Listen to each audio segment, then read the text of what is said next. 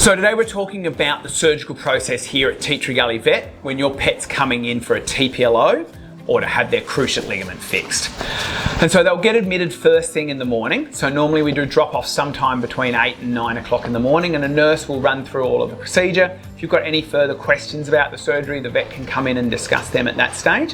Your pet's then going to be brought into hospital. We've got really lovely facilities. They're going to be well looked after and nice and calm throughout the day. Before the surgery, they're given a little bit of sedation and then they're fully anaesthetised. Most dogs on the day of surgery will have some x-rays taken. These x-rays help us confirm exactly the diagnosis. They also let us size so that we can make sure we're putting the right implants in. From x-ray, they then get moved into the prep area, and in the prep area, their leg will be clipped up, and it's quite a lot of hair that gets taken off. They're clipped all the way from their ankle, all the way up to the top of the hip. And then once they're prepared for surgery, they then get taken into the theatre, and the surgery lasts for anywhere from 1 to 2 hours. They have some follow-up x-rays, and then they get moved into the recovery ward. In the recovery ward, a nurse is sitting with them the whole time. They'll have IV pain relief going the whole time, and we're just making sure they're nice and comfortable. They'll also get some initial icing of that wound as well. We find most pets then stay for sort of 1 to 3 days after the surgery. This allows us to control their pain levels really carefully. So we give them medications, we have them on drips so that they're nice and comfortable, so that they can start moving as early as possible. We find this is a really important thing for making them recover well, getting them moving early. The nurses will do some physiotherapy with the animals, so exercises like passive range of motion, joint compression.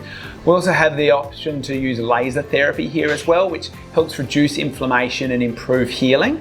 And then most pets are able to go home somewhere between 1 to 3 days after the surgery.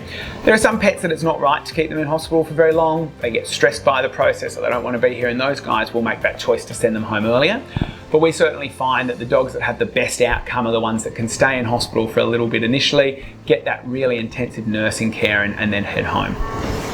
When you go home, you're going to go home with a booklet that covers each week of treatment at home and what you need to be doing. It's going to run through all of the medications you need to give, and it's going to run through all of the exercises you need to do each day as well.